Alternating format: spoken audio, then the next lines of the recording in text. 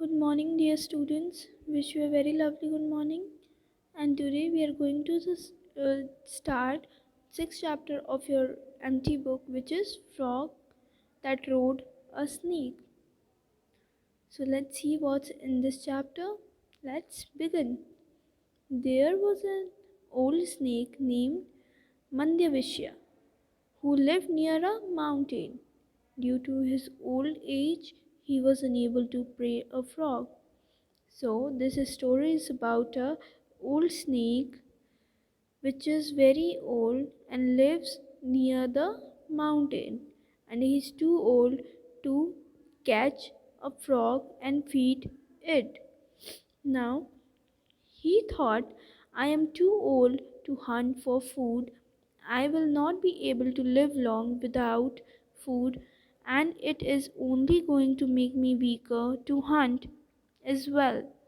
I have to think for something. This he's talking to himself.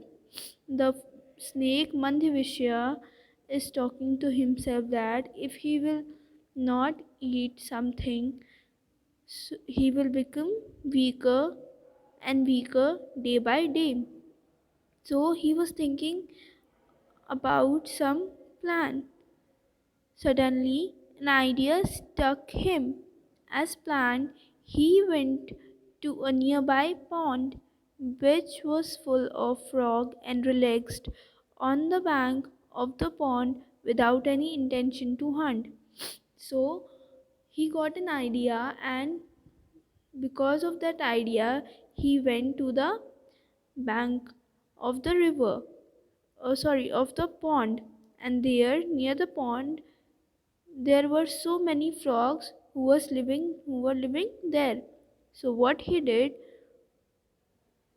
it just lied down there like he has nothing to do with the frogs.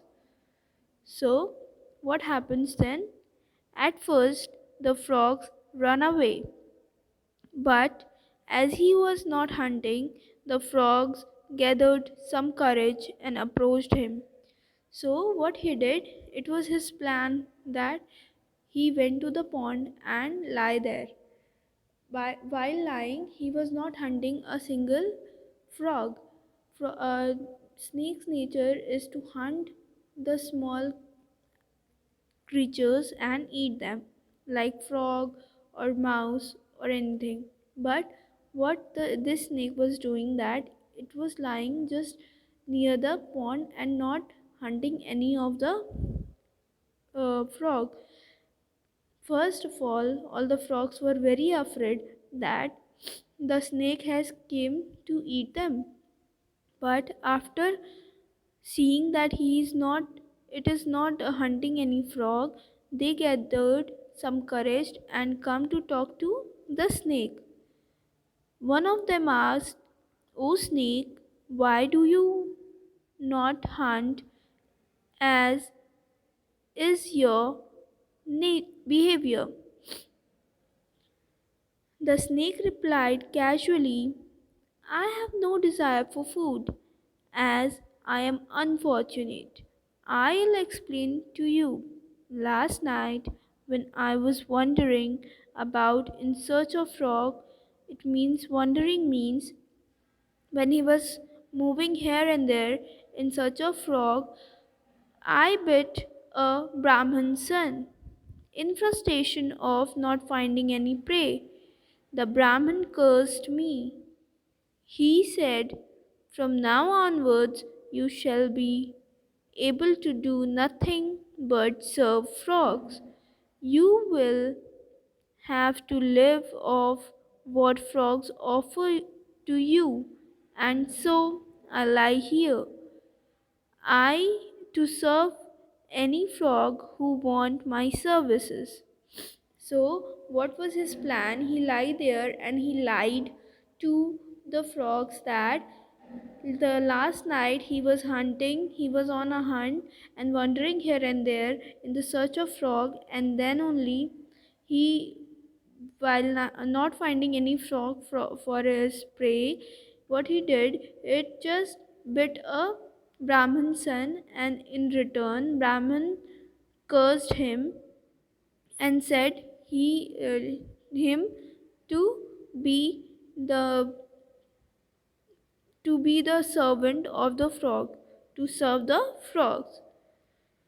So this is all his plan. I can i can give a ride on my back to any frog who wishes to for a ride. This is what he says. When the news reached the king of frog, he visited the snake along with his ministers. Now, what happens? Minister of the frog with his king went to the snake. On being assured by the snake that he means no harm, the king decided to take a ride on the snake's back. What does the king decided? King decided to take a ride on the back of the snake. The snake rode him around the pond and the king was very entertained. King enjoyed the ride. Even the minister and other frogs took turn to ride the snake and they were very entertained too. Everyone else, one by one, take the round on the snake's back. The snake too proved himself a good entertainer by exhibiting various styles of crawling. The Here the snake was entertaining them and behaving that he is not going to harm the frogs. The frog, especially the king of the frogs, were delighted. The frogs jumped and hopped all the way. They were very excited. The next morning, the snake pretended to be weak and crawled slowly on purpose. Now, what happened next day? The first day they enjoyed a lot, and the snake was very polite to them and very supportingly helping the frogs to take a round on his back. Now, on the next day, what happened? What he did, he pretended, he just acted like he is weak and he crawled slowly. The king of the frog, on the other hand, was excited to start the morning with a ride on the snake's back. He observed the snake's behavior and inquired. The snake replied, I am too weak to crawl. I have not eaten for so long and must eat something to be strong to give you a ride. So, what happened? What he said that what the snake said to the king of the frog that he has not eaten anything for 2 days and he is weak to take a ride.